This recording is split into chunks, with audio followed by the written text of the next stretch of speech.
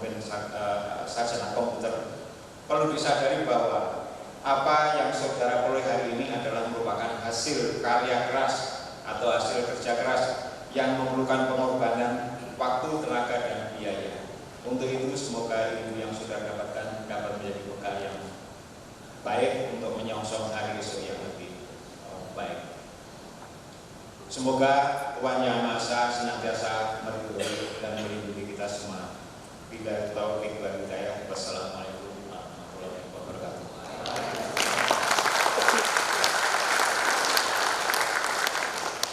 Orasi ilmiah akan disampaikan oleh Bapak Nurden Brantoro, Eskom, Chief Technology Officer of World. Kami silakan. Selamat pagi rekan-rekan semuanya. Oke, terima kasih kesempatannya dibuat saya untuk isi orasi hari ini. Sebetulnya saya agak kaget juga untuk diminta kemarin dimakan sama Pak Nur untuk isi orasi, katanya belum wisudawan. Padahal to be honest, waktu saya wisuda saya nggak sempat datang. Karena waktu itu saya juga sudah bekerja dan saya posisinya lagi ada di luar negeri, jadi agak sulit untuk ikut wisuda waktu itu.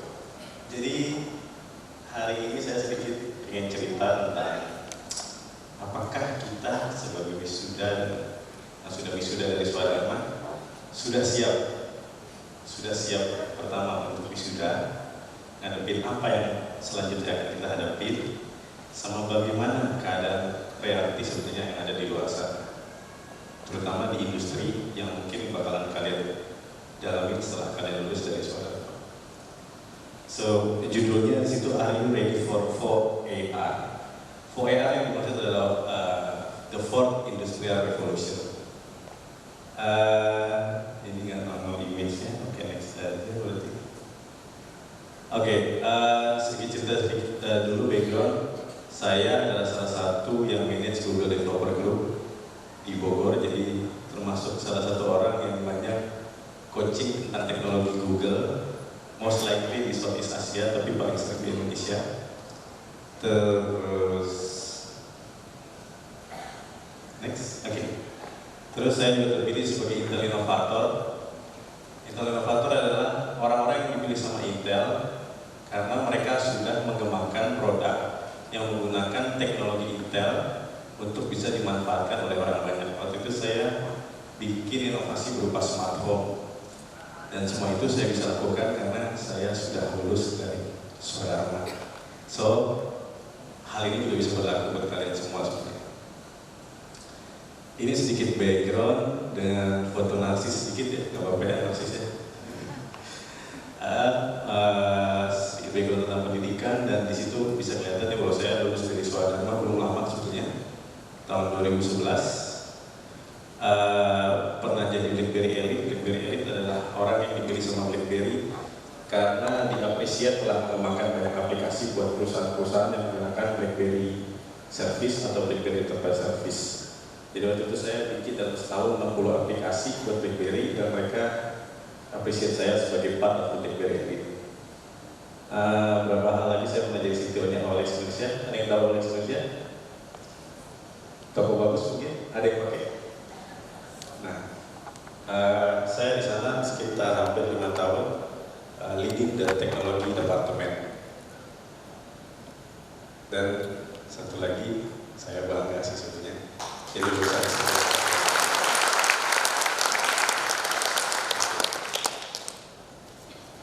mimpi awal waktu saya lulus kuliah, saya sih pengen bikin begini gitu kan, bikin something yang new, yang belum pernah dibikin orang lain dan kayaknya keren gitu, kayak Iron Man. Dengan bekal saya sudah belajar banyak hal di Swadharma, ini algoritma dasar, coding, Java, gitu sih. Saya harap sih tadinya saya bisa jadi engineer yang create something kayak gini, gitu kan. Mungkin jadi bagian dari tim robotik dynamic yang di Boston kali kan. Tapi sebenarnya nyatanya saya jadi tukang ngamen, alias saya lebih banyak jadi orang yang sharing knowledge teknologi di Indonesia. Dan semua ini saya rasa karena saya punya fondasi yang kuat waktu saya kuliah di STMK Swadharma. Jadi hampir sekarang setiap bulan kerja saya itu isi acara teknologi paling banyak dari Sabang sampai Merauke. Bahan-bahan yang saya bawakan adalah AI, machine learning, sama Android development biasanya. Dan ini adalah salah satu buku yang saya bikin. Kalau teman-teman mau memperdalam Android, teman-teman bisa baca buku ini. Kebetulan course-nya ada di coding, jadi kalau teman-teman mau nyobain silahkan. Dan ini adalah salah satu bidang yang saat ini paling banyak dicari di Indonesia. Android developer itu saat ini tuh kebutuhannya tinggi banget. Banyak perusahaan yang sangat butuh Android developer, tapi minim supply dari developernya sendiri. Jadi ini adalah salah satu yang bisa kalian coba nanti setelah lulus dari sini untuk mengembangkan karir sebagai Android developer. Oke, saya start karir sendiri sebetulnya sebagai BlackBerry developer itu tahun 2008-2009. Di saat saya memulai kuliah saya di Swadharma. Dan saya banyak dapat insight karena saya kuliah di Swadharma. Saya dapat banyak fondasi yang bagus. Akhirnya saya bisa menyelesaikan pekerjaan saya sebagai BlackBerry developer di perusahaan saya.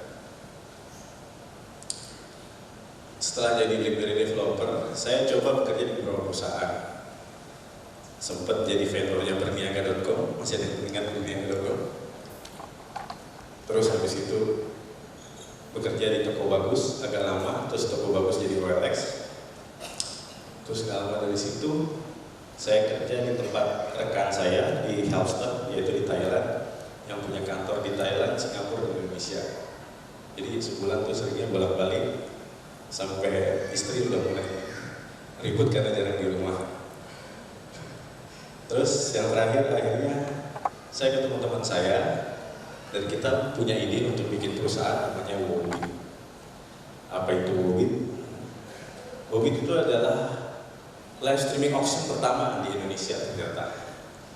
Dan ini idenya tergelontor dari teman saya, kita berdua bikin dan kolaborasi karena saya ngerti dari sisi teknologi, dia ngerti banyak dari sisi bisnisnya. Makanya kita bikin startup ini. Startup ini baru start Desember tanggal 19 2018. Belum sampai setahun. Dan mau tahu downloadnya udah berapa sekarang? Sampai detik ini itu udah 1.025.000 download bisa. Ini hal yang gak pernah saya bayangkan sebelumnya. Karena waktu saya kerja di OLX, walaupun saya keliling dunia di OLX, karena OLX itu ada di 40 negara, tapi saya gak pernah ngerasain sebangga ini karena bisa dapetin download dalam waktu kurang dari setahun bisa grab user 1 juta. Berarti secara tidak langsung aplikasi yang saya bikin dengan teman saya ini itu menarik buat orang. Dan sekarang kita udah dapat funding sekitar 7 juta US dollar. Dan ini juga hal yang gak pernah saya bayangkan sebelumnya, karena waktu itu waktu saya mulai dengan teman saya cuma bilang cukup 2 juta US dollar kita udah bisa jalan 2 tahun.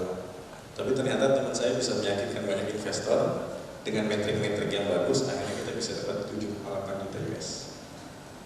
So, apa yang saya bikin sebetulnya apa sih? Apa yang saya bikin sebetulnya bagian dari pergerakan the fourth industrial revolution. Kalau teman-teman udah pernah baca apa sih revolusi industri? Ya, revolusi keempat itu sebetulnya sekarang udah ke arah cyber physical system ya. Yang dimana yang pertama itu banyak tentang steam power, electricity, yang kedua automation, yang ketiga, dan yang terakhir adalah cyber physical. Mungkin kalau definisinya teman-teman bisa cari di Wikipedia apa, tapi intinya dari yang keempat ini adalah mulai adanya teknologi-teknologi yang nggak pernah kita bayangkan sebelumnya, seperti mobil jalan sendiri atau pemeriksaan kesehatan yang otomatis cukup dari scanning dan less interaksi dengan dokter dan banyak hal lagi yang lainnya. So, yang saya angkat di sini adalah lulusan dari STMIK Swadharma ini sebetulnya berperan penting nanti untuk di industri revolusi yang keempat. Karena industri ini butuh banyak sekali lulusan-lulusan dari teknik informatika, manajemen informatika untuk menggerakkan roda revolusinya. Oke, Dan menurut saya kayaknya kalau dulu kita lulus kuliah, saya kan dulu ya lulus kuliah, saya disuruh ibu saya, kamu harus kerja di perusahaan yang gede, yang karyawannya banyak, gajinya gede, biar gak usah nyusahin mama lagi. Tapi kayaknya sekarang zamannya udah berubah. Saya lihat sekarang orang lebih cenderung lebih memilih pas mau ngelamar perusahaan, dia lihat perusahaannya. Apakah ini perusahaan yang geraknya cepat? Apakah ini perusahaan yang mau menerima hal-hal baru? Apakah ini perusahaan yang pengen mengadopsi teknologi-teknologi baru? Karena ternyata terbukti bahwa banyak perusahaan-perusahaan besar itu, mereka itu kolaps karena mereka nggak mau mengikuti namanya perubahan. So ini sedikit video, you can play the video.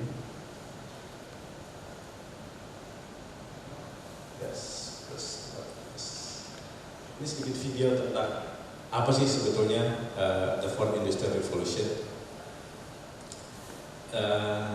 Di video ini sebenarnya banyak cerita bahwa teknologi-teknologi apa sih yang akhirnya menggeser para industri-industri besar yang sekarang sudah established, dan mereka akhirnya harus tutup atau mereka harus mengubah haluan bisnisnya untuk mengikuti perkembangan zaman.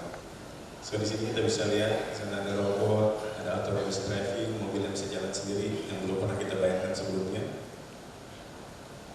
atau 3D printing yang bisa bantu kita untuk masalah-masalah yang kita hadapi.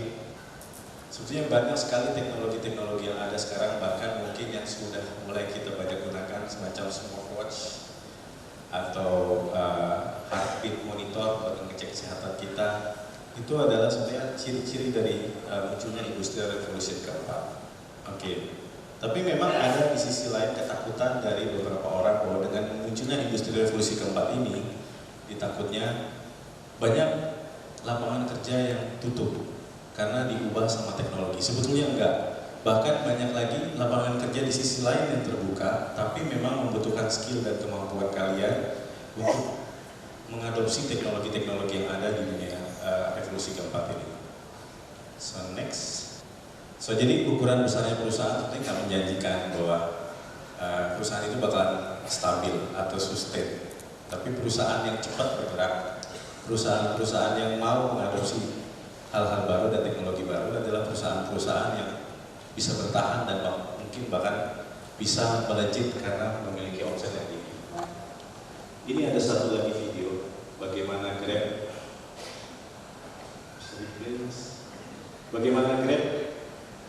mencoba menggunakan teknologi untuk menyentuh semua lini sisi kehidupan usernya. Mulai dia menggunakan Grab-nya yang kita sudah kenal ya, Grab ada yang dulu awalnya taksi ya, sampai dengan payment-nya yang ada dia. Jadi istilahnya user mulai dari bangun tidur di pagi hari, itu semuanya dia cukup menggunakan satu aplikasi. Dan itu yang coba Grab pengen raih di kemudian hari menjadi sebuah super apps. Jadi apps yang hanya dibutuhkan satu apps yang hanya dibutuhkan oleh user untuk dapat melakukan banyak hal di kehidupannya. Dan ini semua bisa terrealisasi kalau ada orang-orang seperti teman-teman wisuda di sini yang mau terjun ke industrinya dan mau bangun proyek-proyeknya dan merealisasikan mimpi-mimpi mereka seperti ini. Ini baru mimpi mereka ya, ini belum terrealisasi. Mereka sampai detik ini masih butuh engineer untuk merealisasikan ini. Dan tidak menutup kemungkinan teman-teman di sini bisa jadi salah satu engineer ya untuk perusahaan ini atau perusahaan lain juga yang sedang mengembangkan teknologi. Jadi di sini pakai GrabPay untuk naik taksi, dia bisa pesan kuenya untuk ulang tahun nanti dan banyak hal lainnya sih. Oke. Nah, bisa dilihat bahwa tadi Grab itu sebuah perusahaan yang tidak punya armada taksi, nggak punya taksinya mereka, tapi mereka bisa berkembang dan maju. Karena apa? Karena mereka bikin sebuah apps yang bisa mempertemukan orang yang punya kendaraan dan orang yang butuh kendaraan. Dan sebetulnya bisa dibilang modal mereka sangat kecil, tapi mereka bisa bawa impact yang sangat besar. Sampai perusahaan taksi yang sudah besar seperti yang kalau di Indonesia ini Uber dan lainnya itu mulai goyah karena mereka sadar pasar mereka termakan sama aplikasi-aplikasi ini yang sama sekali nggak punya kendaraan untuk armadanya. Next, hal yang sama mungkin teman-teman udah tahu ya, bisa di play next Airbnb. Hal yang sama juga mungkin teman-teman tahu tentang Airbnb, yaitu sebuah platform atau aplikasi yang dimana Airbnb ini mereka bisa bikin sebuah aplikasi yang mempertemukan pemilik rumah, pemilik villa, atau pemilik tempat tinggal yang pengen menyewakan sebagian rumahnya atau sebagian tempat tinggalnya untuk orang lain melalui aplikasi. Ini adalah hal yang tidak pernah dibayangkan sama pemilik hotel, pemilik resort, dan pemilik tempat wisata yang ternyata ini bisa juga menjual dan ini juga punya pasar. Dan ini jelas-jelas menggoyang bisnis-bisnis besar yang sudah lama bermain di dunia pariwisata, termasuk hotel. So, yang saya mau angkat di sini adalah bahwa di industri revolusi keempat ini hampir semua hal yang tidak pernah kita pikirkan sebelumnya itu didisrupt secara teknologi oleh para orang-orang muda yang membuat aplikasi ini.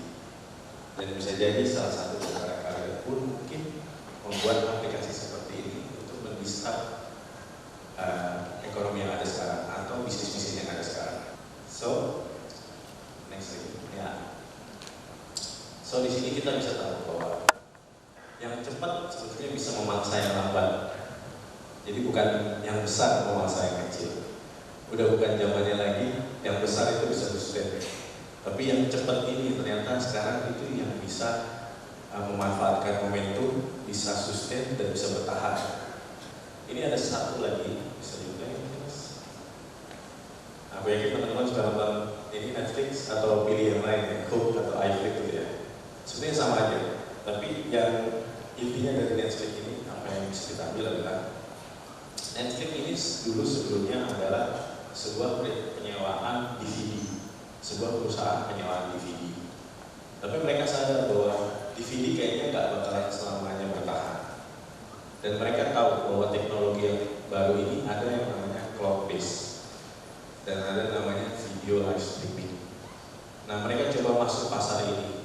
Mereka ambil sebetulnya resikonya untuk bermain di teknologi. And then what? Teman-temannya yang masih main di DVD kayak Blockbuster dan yang lainnya, itu mereka collapse. Tapi Netflix mereka bisa sustain, mereka bisa bertahan. Karena apa? Karena mereka manfaatin teknologi untuk doing the same thing, untuk melakukan hal yang sama, deliver video konten ke rumah-rumah para pelanggannya dengan cara yang bahkan lebih mudah lagi. Kalau pelanggan yang punya internet kan, mereka nggak perlu keluar dari rumah, datang ke tempat penyewaan, ambil DVD-nya atau tukar video yang kemarin dia pinjam dengan ambil yang baru. Semua dipermudah oleh Netflix dengan cara dia deliver videonya langsung ke dalam rumah usernya. Jadi di sini menandakan bahwa di industri revolusi keempat ini sudah banyak sekali perusahaan yang kena impact. Kena impact apa? Kena impact harus berubah dan harus mengikuti teknologi. Dan teknologi yang dikembangkan ini sangat-sangat membutuhkan orang-orang, terutama yang seperti teman-teman sekarang ini yang jadi wisudawan, yaitu lulusan dari teknik informatika dan manajemen informatika. Habis lulus mau kemana sih sebetulnya? Ya kan? Pasti udah mulai pikiran ini, habis lulus sudah oke, habis senang-senang, akhirnya bisa nyenengin orang tua, bisa lulus dari STMK Swadharma. Tapi next mau kemana sebetulnya? Pilihannya banyak. Kalau yang tadi mungkin disebutin yang nilainya bagus, kalau aku sih mendingan prefer ngelanjutin S2 kalau ada biayanya sama ada waktunya. Karena saya banget kalau memang ada biaya, ada waktu, kenapa enggak lulus S2? Mungkin nanti kedepannya bisa jadi Pak Dimas di sini yang hebat banget. Yang saya salut banget juga. Atau kalian nggak mau ngelanjutin, tapi kalian punya duit, punya waktu, mau coba bikin startup. Nah itu suatu opsi yang lain sih. Dan mungkin kalian bisa jadi the next unicorn of Indonesia atau the next project, who knows? Karena kalau kalian nggak pernah nyoba, kalian nggak pernah tahu kan. Nah, kalau nggak punya uang, nggak punya waktu, nggak punya ada satu opsi lagi sih memang, ya kita kerja, biar kita bisa berjuang, biar kita bisa nabung. Kalau memang mimpinya mau bikin startup lagi, tabung uangnya dulu, baru mulai startupnya. Kalau mimpinya mau kuliah S2, bisa nabung dari kerja, habis itu bisa melanjutin kuliah.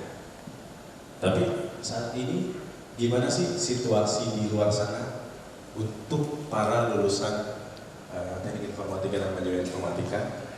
Ternyata ya di perusahaan sana memang butuh, tapi ada hal lain lagi yang kadang mereka ingin kalian coba explore, yaitu menambah skill ke dunia yang kalian mau masukin. Lapangan pekerjaannya ada apa aja sih sekarang? Kalau sekarang kita lihat banyak ya, bisa jadi developer kalau memang kalian suka bikin apps atau suka ngoding, atau di bidang data juga banyak. Ada namanya data analis, data engineer, yang mungkin kalau data engineer butuh sedikit skill coding dan programming ya. Atau data science yang sedikit malah jelimet karena mungkin lebih banyak ke matematika appliance daripada sekedar lihat-lihat data dan bikin analisa. Dan satu lagi ada namanya ML engineer. ML di sini maksudnya machine learning ya, dan begitu yang lain. ML engineer, machine learning engineer. Ada juga beberapa lagi seperti social media manager, growth hacking, retention, dan itu semua sebagian besar bidang itu base-nya biasanya dicari dari lulusan STMK. Karena apa? Karena mereka butuh kemampuan analisa, kemampuan terkadang coding, bahkan kemampuan menggunakan teknologi informasi. Karena tanpa base itu, sebanyak lapangan pekerjaan itu tuh nggak bisa dilakukan. Dan kalian sudah punya base-nya. Tinggal kalian mau memperdalamnya bagaimana. Jadi, kalau kalian merasa kalian sudah putuskan kalian pengen jadi as a developer mungkin ya, atau as engineer, berarti setelah kalian lulus terus belajar, terus cari tahu tentang bidang yang kalian ingin dalami. Karena apa?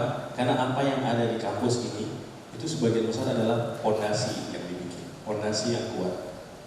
Nextnya bagaimana? Nextnya kita harus explore sendiri. Karena kalau untuk mendalami beberapa bidang di atas itu nggak mungkin cukup dengan hanya kuliah beberapa tahun. Kuliah itu buat menguatkan fondasi kalian biar kalian nanti setelah lulus bisa memilih bidang apa yang kalian inginkan. Dan kelihatan bidangnya banyak banget, tinggal kalian pilih yang mana. Pilih salah satu, habis itu tinggal didalamin. Dan saya yakin kalian bisa, bahkan kalian mungkin bisa lebih dari apa yang setelah saya capai hari ini. Dan saya yakin itu bisa dan nggak mungkin enggak. So, jangan mengulangi kesalahan yang sama yang pernah dibuat. Menurut, kalau adik pernah lihat ini nggak? Ramai di sosial media. Katanya ada yang di interview, wah cuma digaji berapa? 8 juta. Padahal saya lulusan PTN baru gini-gini nih. Nah, kalau bisa teman-teman jangan mengulangi hal yang sama kayak gini. Memang di saat kalian lulus dan kalian kerja di sebuah perusahaan, itu tergantung dari perusahaannya punya budget berapa untuk membayar atau mereward apa yang kalian lakukan terhadap perusahaan. Kalau dia cuma butuh skill A dan mereka punya budget sekian, nah itu mungkin memang yang mereka sudah alokasikan untuk membayar kalian. Tapi tidak berarti ada standar gitu dari alma mater tertentu bayar sekian, enggak. Bahkan kalau saya menyarankan buat teman-teman, nggak usah takut, nggak usah malu untuk melamar. Dan yang kedua, kalau memang ditawarinnya as intern, kan sebagian besar sekarang perusahaan besar seperti Google atau Amazon atau Gojek pun, mereka kadang-kadang tidak langsung menerima fresh graduate, tapi kadang mereka buka namanya internship program. Internship program itu bukan berarti magang yang baru, yang belum lulus kuliah doang yang bisa ikut, yang sudah lulus kuliah pun bisa ikut. Bahkan enaknya dari internship program ini biasanya mereka tetap gaji kalian, mereka ngajarin kalian bagaimana industrinya, dan di saat skill kalian sampai kepada titik yang menurut mereka sudah menjadi bagian dari employee, kalian nggak bakalan tahu bayaran seberapa besar yang kalian akan terima. Let's say waktu itu saya pernah ketemu salah satu anak yang intern di salah satu unicorn di Singapura dari Indonesia. Dia sudah lulus S1 di Indonesia, Tapi dia coba masuk di sana as intern karena dia pengen banget belajar. Dia nggak peduli berapa dibayar dulu, yang penting belajar. Dalam jangka waktu 1 tahun, dia sudah melalui sebuah tim kecil di startup itu. Dan dia bisa dapat gaji yang standar as a senior developer di sana. So, jangan pernah berpikiran bahwa ada standar-standar tertentu untuk namanya reward seperti ini. Yang penting kuatkan keinginan kalian untuk belajar, dan yang pasti kalau misalnya ditawarkan paling apa, at least kalian bisa hidup dengan reward yang telah diberikan sama mereka. So, mungkin itu saja dari saya. Saya harap teman-teman tetap terus semangat belajar dan jangan lupa keep moving forward untuk tetap sukses di kemudian hari. Terima kasih. Selamat pagi.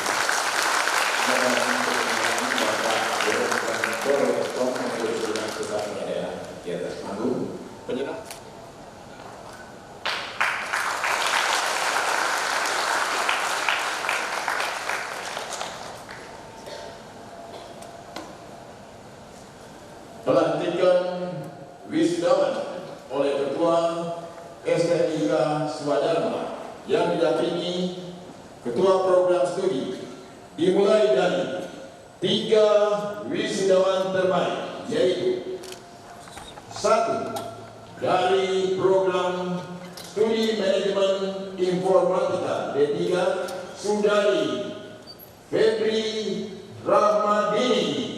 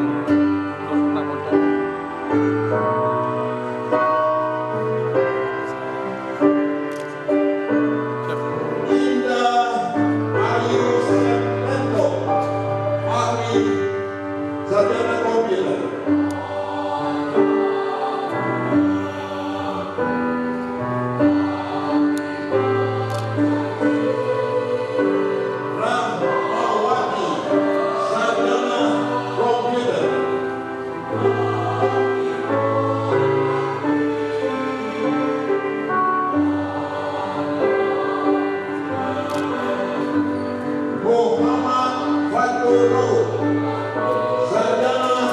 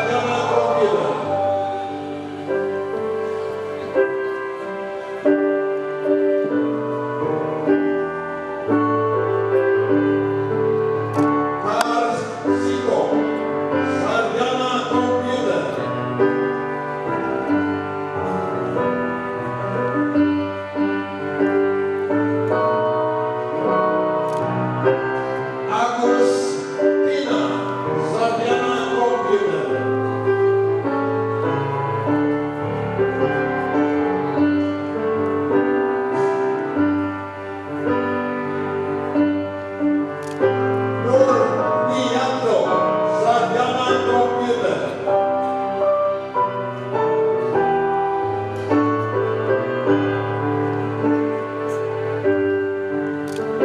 Dewi Sartika, sarjana komputer.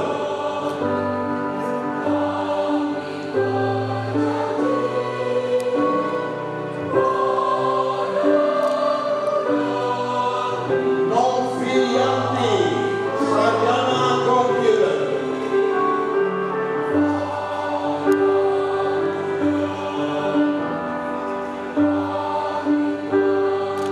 Guntur Purnomo, sarjana komputer.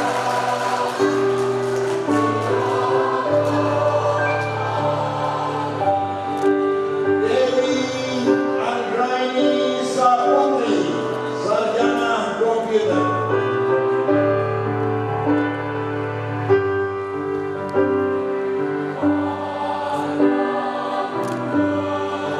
Anissa Akan Primasti, sarjana komputer.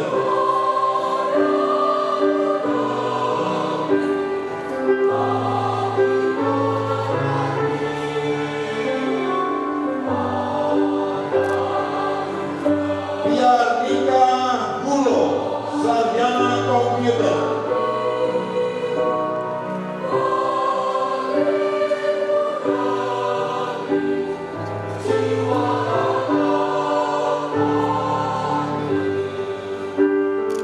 Erna Nursanti, sarjana komputer.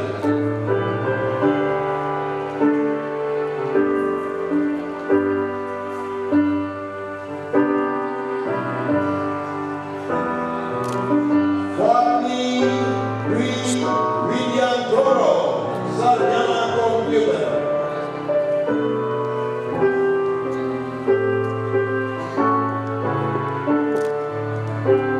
Dea Rizky Vania, sarjana komputer.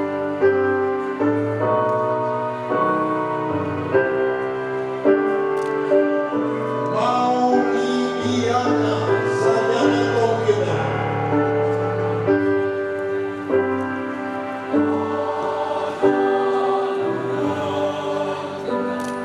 Nadia Koirunisa, sarjana komputer.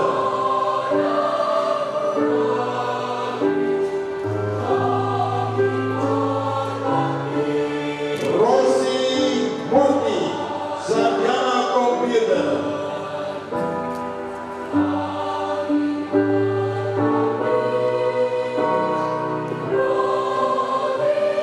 Ulfa Septiani Haris, sarjana komputer.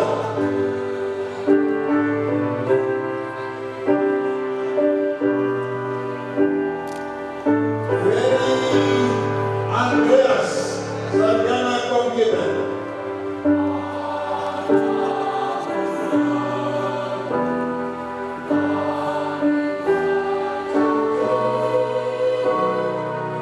Rahmayanti, sarjana komputer.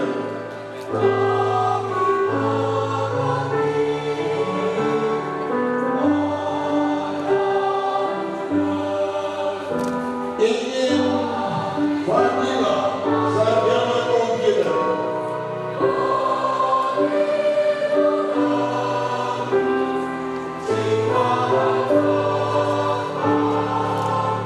Yudi Nurhadi Jafar, sarjana komputer.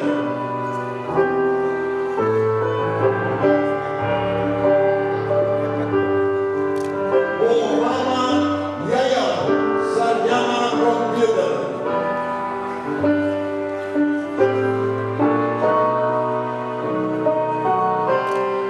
Ahmad Haidir, sarjana komputer.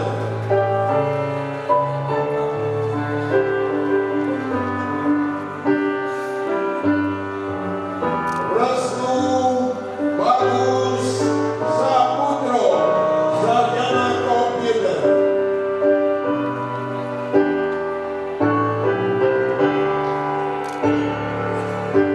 Andrian Christophorus